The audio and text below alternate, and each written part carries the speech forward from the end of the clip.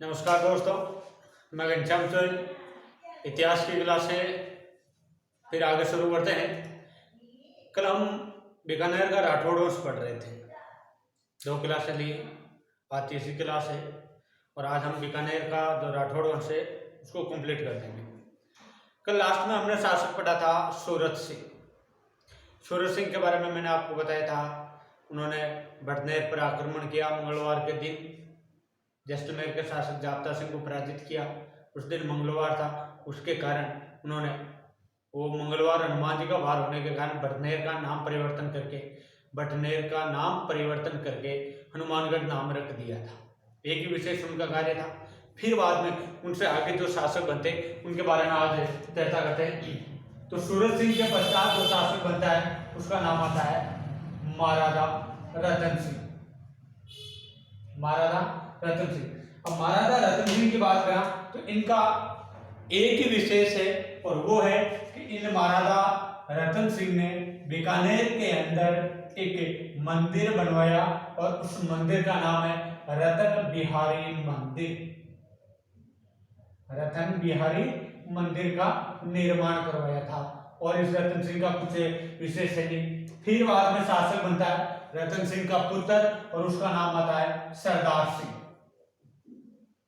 शासक का नाम है सरदार सिंह। हाँ, सरदार सिंह को आपको विशेष ध्यान रखना पड़ेगा।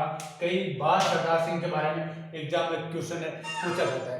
अब आज चर्चा करते हैं कि सरदार सिंह ने क्या विशेष कार्य किया। तो पहली बात तो ध्यान रखना कि महाराजा सरदार सिंह 1857 की जो क्रांति थी, तो ध्यान रखना 1857 की क्रांति के समय ये शासक थे। कब शासक थे? 1857 की क्रांति के समय शासक थे। हर रियासत के अंदर एक शासक मिलेगा जिसके बारे में ये बात आती है कि वो शासक क्रांति के समय शासक था। लेकिन विशेष क्या होता है, कुछ एक दो शासकों का ही विशेष है क्रांति के समय योगदान। तो उनमें से एक सरदार सिंह भी है। तो सरदार सिंह की बात करें, इनका विशेष क्या है, तो ध्यान रखना ये राजस्थान का एकमात्र शासक है। ध्यान रखना, एकमात्र शासक जो अपनी सेना लेकर के अपनी रियासत से बाहर गया था। बाकी जो शासक थे उनमें से कुछ शासकों ने अंग्रेजों की मदद की, कुछ शासक थे वो क्रांतिकारियों के सहयोगी रहे, कुछ शासक थे वो एकदम तटस्थ रहे थे। लेकिन महाराजा सरदार सिंह अंग्रेजों की मदद करने के लिए अपनी सेना को रियासत से बाहर लेकर के जाते। हालांकि रियासत से बाहर तो करौली का शासक भी राम सिंह भी लेकर के जाता है, मदन सिंह, कोटा के शासक राम सिंह को छुड़ाने के लिए। लेकिन ये रियासत से बाहर गया तो गया, लेकिन राजस्थान से ही बाहर चला गया था। तो ध्यान रखना, एकमात्र शासक जो क्रांति के समय अपनी सेना लेकर राज्य से बाहर, ध्यान रखना, अपनी सेना लेकर के राज्य से बाहर कहां तक गए, क्यों ध्यान रखना, पंजाब व हरियाणा तक गया था।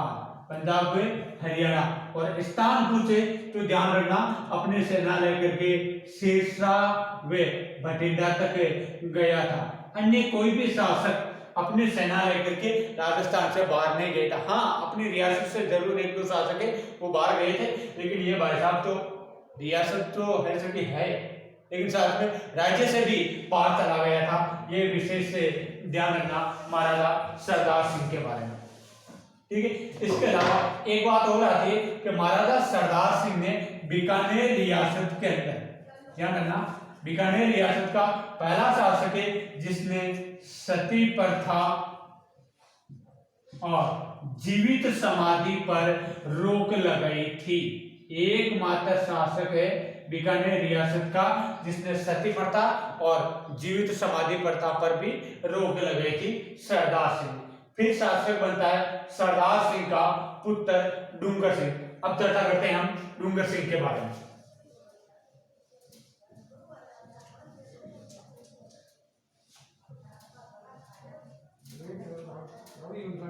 डूंगर सिंह की बात करें तो डूंगर सिंह का भी ज्यादा कुछ विशेष नहीं है। एक ही घटना है, वो भी अंग्रेजों की मदद करने से संबंधित है। तो बात करते हैं कि डूंगर सिंह ने अंग्रेजों की मदद कब की? तो ध्यान रखना, डूंगर सिंह की बात आती है 1878 ईस्वी। कब की बात है? 1878 ईस्वी के अंदर महाराजा डूंगर सिंह अपनी जो ऊंटों की सेना थी, ध्यान रखना, ऊंटों की सेना का जो काफिला था, सेना का काफिला, इस काफिले को लेकर के महाराजा डूंगर सिंह अंग्रेजों के सहायता हेतु काबुल तक गए थे। कहां पर गए थे? काबुल गए थे। ये ध्यान रखना महाराजा डूंगर सिंह के बारे में कि 1878 ईस्वी में ऊंटों की सेना का काफिला लेकर के काबुल गए थे अंग्रेजों की मदद करने के लिए। फिर शासक बनता है डूंगर सिंह का पुत्र, जिसका नाम आता है महाराजा गंगा सिंह। बीकानेर रियासत के अंदर रायसिंह के पश्चात सबसे महत्वपूर्ण शासक आता है और उस शासक का नाम आता है महाराजा गंगा सिंह। शासक का नाम है महाराजा गंगा सिंह।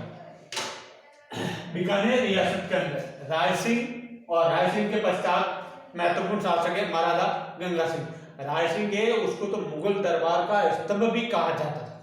वो मुगलों का सहयोगी था, लेकिन महाराजा गंगा सिंह इनके समय मुगल थे, लेकिन ये मुगलों का सहयोगी नहीं था, ये अंग्रेजों का सहयोगी था। पूर्ण रूप से तन मन धन तीनों दृष्टिकोण से महाराजा गंगा सिंह अंग्रेजों का समर्थक था।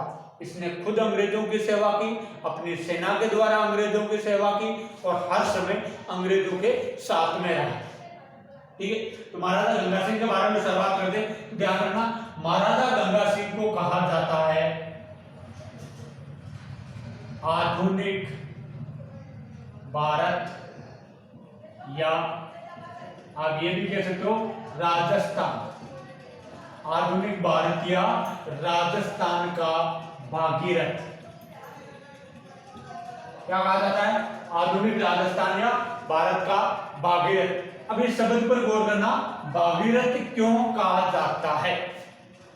तो आपको पता होगा, आपने महाभारत देखी होगी, तो महाभारत के दौरान एक व्यक्ति आता है जिसका नाम आता है भागीरथ, और उस भागीरथ ने हिमालय की पहाड़ों से गंगा नदी को लेकर के आ गए। वही कार्य इन्होंने किया। नदी तो लेकर के नहीं आए थे, लेकिन इस मरुस्थलीय क्षेत्र के अंदर एक नवीन नहर लेकर के आ गए थे। ध्यान रखना, महाराजा गंगा सिंह को राजस्थान का या आधुनिक भारत का भागीरथ कहने का कारण है कि महाराजा गंगा सिंह ने 1927 ईस्वी के अंदर, कब है? 1927 ईस्वी के अंदर गंगनेर का निर्माण करवाया था। गंगानगर हनुमानगढ़ के अंदर इस नहर से पेयजल आपूर्ति होती है और गंगानगर के अंदर इस नहर से सिंचाई होती है। ठीक है, ध्यान रखना, गंग नहर का महाराजा गंगा सिंह ने निर्माण करवाया, इसके कारण इन्हें कहा जाता है राजस्थान का या आधुनिक भारत का भागीरथ। ये जो गंग नहर है, ये भारत की प्रथम नहर है। इससे पहले भारत के अंदर कोई नहर नहीं बनी हुई थी। ठीक है, ध्यान रखना, ये भारत की प्रथम नहर है। कौन सी? गंग नहर। सतलज नदी से ये नहर निकाली गई है। कौन सी नदी से? सतलज नदी से ये नहर निकाली गई है और राजस्थान के अंदर प्रवेश करती है खक्खा गांव से। ध्यान रखना, ठीक है। 5 सालों के अंदर इस नहर का निर्माण पूरा हुआ। पहली बात तो ये ध्यान रखना महाराजा गंगा सिंह के बारे में। ठीक है, फिर अगली बात करते हैं महाराजा गंगा सिंह के काल में 1914 से लेकर के 1918 ईस्वी तक प्रथम विश्व युद्ध हुआ था। प्रथम विश्व युद्ध हुआ था और इस विश्व युद्ध के दौरान महाराजा गंगा सिंह ने अंग्रेजों के साथ में जो युद्ध वार जो कमेटी थी, उस कमेटी के अंदर शामिल एकमात्र अश्वेत व्यक्ति था। एकमात्र अश्वेत व्यक्ति था, व्हाइट मैन एक ही था, महाराजा गंगा सिंह। कब? प्रथम विश्व युद्ध के समय। किसमें? जो प्रथम विश्व युद्ध के समय युद्धवार समिति बनी हुई थी, उसमें ये एकमात्र अश्वेत व्यक्ति था। ध्यान रखना। इसके अलावा बात आती है सन 1901 ईस्वी की। 1901 ईस्वी के अंदर चीन के अंदर विद्रोह हो गया था। तो चीन के अंदर विद्रोह का दमन करने के लिए, कब विद्रोह का दमन करने के लिए महाराजा गंगा सिंह ने अपनी जो ऊंटों के सेना का जो काफिला था उस काफिले को भेजा था चीन। क्या भेजा था? ऊंटों की सेना का काफिला, ऊंटों की सैनिकों का काफिला भेजा था। कहां पर भेजा था? चीन विद्रोह का दमन करने के लिए भेजा था। और ये जो महाराजा गंगा सिंह के ऊंटों के सेना का जो काफिला था उस काफिले का महाराजा गंगा सिंह ने नाम दिया था गंगा रिसाला। क्या नाम दिया था? गंगा रिसाला। किसका नाम है? ऊंटों की सेना के काफिले का नाम है गंगा रिसाला। इसको भेजा था चीन में विद्रोह का दमन करने के लिए। और ये जो चीनी सैनिक थे उन्होंने पहले कभी भी ऊंट देखे ही नहीं थे। पहली बार ऊंट देखे थे तो वो युद्ध भूमि छोड़कर के भाग गए थे और इधर अंग्रेजों की विजय हो गई थी। इससे खुश होकर के अंग्रेजों ने इस युद्ध में विजय होने के पश्चात अंग्रेजों ने महाराजा गंगा सिंह को चीनी युद्ध पदक प्रदान किया था। क्या प्रदान किया था? चीनी युद्ध पदक प्रदान किया था। ये ध्यान रखना। किसने प्रदान किया था? अंग्रेज सेना ने। किसको? महाराजा गंगा सिंह को। कंप्लीट है यहाँ तक। फिर बाद में और बात करें महाराजा गंगा सिंह का बारे में विशेष, तो ध्यान रखना कि महाराजा गंगा सिंह इस समय जो लंदन के अंदर आयोजित हुए थे 3 गोलमेज सम्मेलन। कितने गोलमेज सम्मेलन हुए थे? 3 गोलमेज सम्मेलन। 3 गोलमेज सम्मेलन है। ये गोलमेज जो सम्मेलन है कहां पर आयोजित हुए? तो ध्यान रखना ये सम्मेलन हुए थे आयोजित लंदन के अंदर। अब बात करें कि तीनों कब हुए तो मैं बता देता हूं। पहला सम्मेलन हुआ था 1930 ईस्वी के अंदर, दूसरा सम्मेलन हुआ था 1931 के अंदर और तीसरा सम्मेलन हुआ था 1932। इन तीनों सम्मेलनों के अंदर भाग लेने वाला एकमात्र राजस्थानी शासक, एकमात्र राज्य का शासक कौन था? महाराजा गंगा सिंह, जिसने किसमें भाग लिया? तीनों गोलमेज सम्मेलनों के अंदर भाग लिया था। क्लियर है यहाँ तक? इसके पश्चात महाराजा गंगा सिंह के काल में बात आती है 1899 1900 ईस्वी। 1899 1900 ईस्वी के दौरान यहाँ पर बीकानेर रियासत के अंदर भयंकर अकाल पड़ा था। भयंकर अकाल पड़ा था। और ये जो अकाल पड़ा था इस साल जो विक्रमी जो संवत था वो विक्रमी संवत था 1956। विक्रमी संवत था 1956। इसलिए इस अकाल को कहा जाता है छपनिया अकाल। इस अकाल का नाम दे दिया गया था छपनिया अकाल। इस छपनिया अकाल के दौरान महाराजा गंगा सिंह ने अकाल राहत कार्यक्रम चलाए थे। क्या चलाया था? अकाल राहत कार्यक्रम चलाया था। कुछ नहरें बनवाई थी इस दौरान, कुछ जिलों का भी निर्माण करवाया था महाराजा गंगा सिंह ने। कब? इस छपनिया अकाल के समय। ठीक है। महाराजा गंगा सिंह राजपुताने का पहला शासक था जिसने न्यायपालिका, याद रखना, एकमात्र शासक, या आप ये भी कह सकते हो कि पहला शासक जिसने न्यायपालिका व कार्यपालिका दोनों का विभाजन किया था। बोले तो दोनों को अलग अलग भागों के अंदर बांट करके शासन संचालित किया था महाराजा गंगा सिंह। ठीक है। इसके अलावा महाराजा गंगा सिंह राजपुताने का पहला शासक था जिसने हिंदी को अपनी राजकीय भाषा घोषित किया था। क्या किया था? राजकीय भाषा घोषित किया था महाराजा गंगा सिंह ने हिंदी को। ठीक है। इसके अलावा महाराजा गंगा सिंह ने 1919 ईस्वी के अंदर एक संधि हुई थी और एक सम्मेलन भी हुआ था। उस सम्मेलन का नाम आता है पेरिस सम्मेलन। और इसी पेरिस सम्मेलन के दौरान विश्व के सभी देशों के मध्य संधि होती है और उस संधि का नाम आता है वर्साई संधि। तो ध्यान रखना, पेरिस सम्मेलन और वर्साई संधि के अंदर भाग लेने वाला बीकानेर का शासक कौन था? महाराजा गंगा सिंह। तो ध्यान रखना, जो सम्मेलन के अंदर भी भाग लिया था और इस संधि के अंदर भी महाराजा गंगा सिंह ने भाग लिया था। क्लियर है यार? इसके अलावा महाराजा गंगा सिंह की और बात करें तो महाराजा गंगा सिंह के जो शासन की जो नीति थी, उस शासन की नीति को कहा जाता है दमन की नीति। क्या कहा जाता है? महाराजा गंगा सिंह के शासन की नीति को दमन, उत्पीड़न और निष्कासन या निष्कासित की नीति कहा जाता है।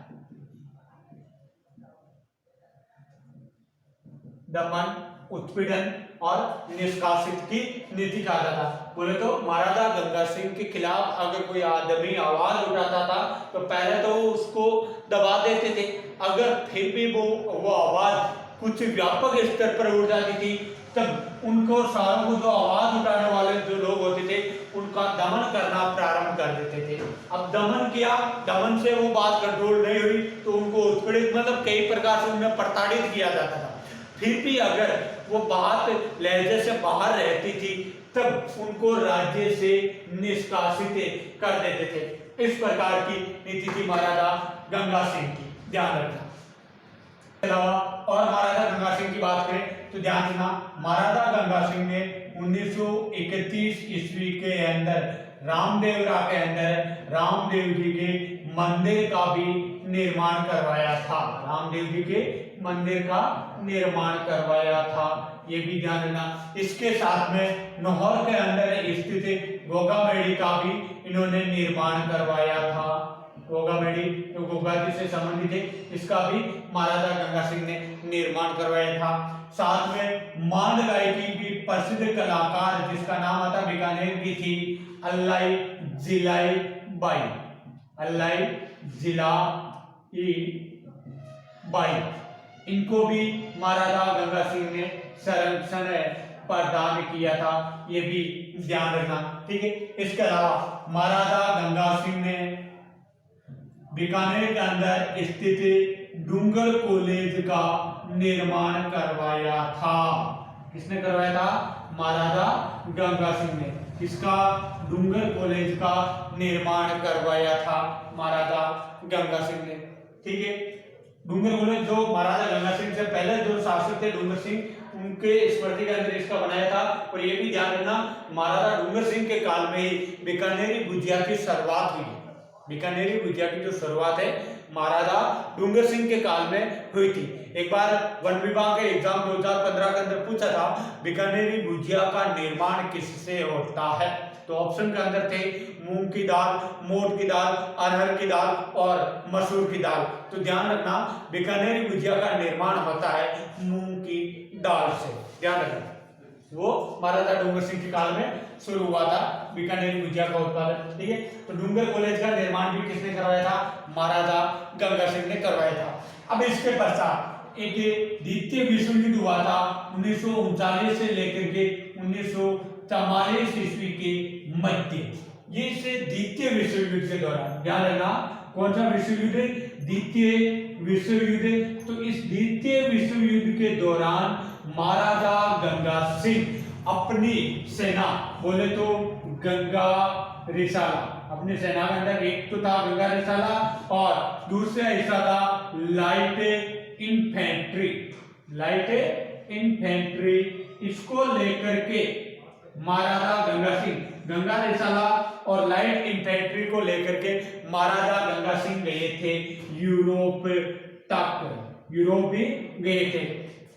इस प्रकार से अंग्रेजों की इतनी सवारी की जिससे खुश होकर के अंग्रेजों ने ग्रांड कमांडर ऑफ इंडिया का अवार्ड भी महाराजा गंगा सिंह को दिया था। ग्रैंड कमांडर ऑफ इंडिया का अवार्ड, जीसीए का अवार्ड किसको मिला था? गंगा सिंह को। जीसीआई का अवार्ड किसको मिला था? महाराजा गंगा सिंह को। बोले तो जीसीआई अवार्ड क्या है? तो ध्यान रखना, grand commander of India award. British सेना के अंदर भारतीय लोगों को जो सर्वश्रेष्ठ जो पुरस्कार दिया जाता था भारत के अंदर जो सेना थी उनको, तो वो अवार्ड था GCI, बोले तो ग्रैंड कमांडर ऑफ इंडिया, और ये अवार्ड मिला था महाराजा गंगा सिंह को। फिर बात करते हैं महाराजा गंगा सिंह के पिता जिनका नाम आता है लाल सिंह।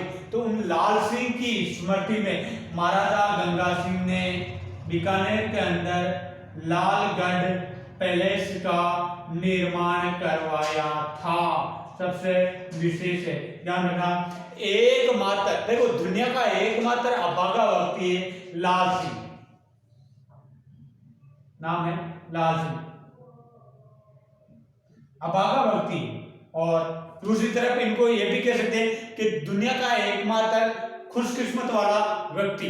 अब कैसे, तो वो बात करते हैं कि महाराजा ये जो लाल सिंह है ये जिंदगी में कभी भी शासक नहीं बना था, ये खुद कभी भी शासक नहीं बना था, लेकिन इसके दो पुत्र थे, दोनों पुत्र शासक बने थे, एक गंगा सिंह और दूसरा डूंगर सिंह। वो किसके पुत्र थे? लाल सिंह। दोनों शासक बने थे, लेकिन लाल सिंह कभी भी शासक नहीं बना था। तो ध्यान रखना, अपने पिता लाल सिंह की स्मृति में लालगढ़ पैलेस का निर्माण करवाया था महाराजा गंगा सिंह, और वो निर्माण कहां पर करवाया था?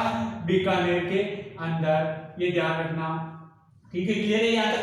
अब इसके पश्चात बात करें महाराजा गंगा सिंह की, तो महाराजा गंगा सिंह ने ये जो बीकानेर के अंदर एक नृत्य प्रचलित है, और उस नृत्य का नाम आता है अग्नि नृत्य। तो इस अग्नि नृत्य को भी महाराजा गंगा सिंह ने प्रदान किया था संरक्षण। अग्नि नृत्य जो दशनाती संप्रदाय द्वारा किया जाता है, कचरियासर बीकानेर का प्रसिद्ध है। ये कोयले के अंगारों के ऊपर ये नृत्य किया जाता है, वो अग्नि नृत्य जिसको महाराजा गंगा सिंह ने संरक्षण प्रदान किया था। अब बात करते हैं कि महाराजा गंगा सिंह के पश्चात शासक कौन बना था, तो महाराजा गंगा सिंह का पुत्र जिसका नाम आता है शार्दुल सिंह। महाराजा गंगा सिंह का पुत्र जिसका नाम आता है महाराजा शार्दुल सिंह। महाराजा शार्दुल सिंह। अब बात करें महाराजा शार्दुल सिंह की, तो ध्यान रखना, यह शासक एकीकरण के समय बीकानेर रियासत का शासक था। कब शासक था? एकीकरण के समय ये शासक था। पहली बात तो ये ध्यान रखना, ठीक है। दूसरी ध्यान रखना कि जो द्वितीय विश्व युद्ध हुआ था उस समय ये शासक तो नहीं थे, लेकिन द्वितीय विश्व युद्ध के समय बीकानेर की सेना को लेकर के महाराजा शार्दुल सिंह यूरोप गए थे। हालांकि उस समय शासक नहीं थे, फिर भी ये बीकानेर की सेना को लेकर के यूरोप गए थे महाराजा शार्दुल सिंह। क्लियर? अब एकीकरण के समय शासक थे, तो ध्यान रखना, राजस्थान के अंदर एकीकरण का जो विलय पत्र था, ध्यान रखना, विलय एकीकरण के विलय पत्र पर हस्ताक्षर करने वाली पहली रियासत बीकानेर या हस्ताक्षर करने वाला पहला शासक है। विलय पत्र पर हस्ताक्षर करने वाले पहली रियासत व शासक कौन थे? रियासत की बात आए तो बीकानेर रियासत, और शासक की बात आए तो ध्यान रखना महाराजा शार्दुल सिंह थे। अब बात करें विलय पत्र पर हस्ताक्षर कब किए, तो ध्यान रखना 7 जुलाई 1947 ईस्वी को इन्होंने विलय पत्र पर हस्ताक्षर कर दिए थे। क्लियर है यहाँ तक? इसके पश्चात महाराजा शार्दुल सिंह के शासन काल में बीकानेर रियासत के अंदर एक किसान आंदोलन हुआ जिसका नाम आता है दूधवा खारा किसान आंदोलन। तो ध्यान रखना, दूधवा खारा किसान आंदोलन के समय बीकानेर रियासत का शासक कौन था?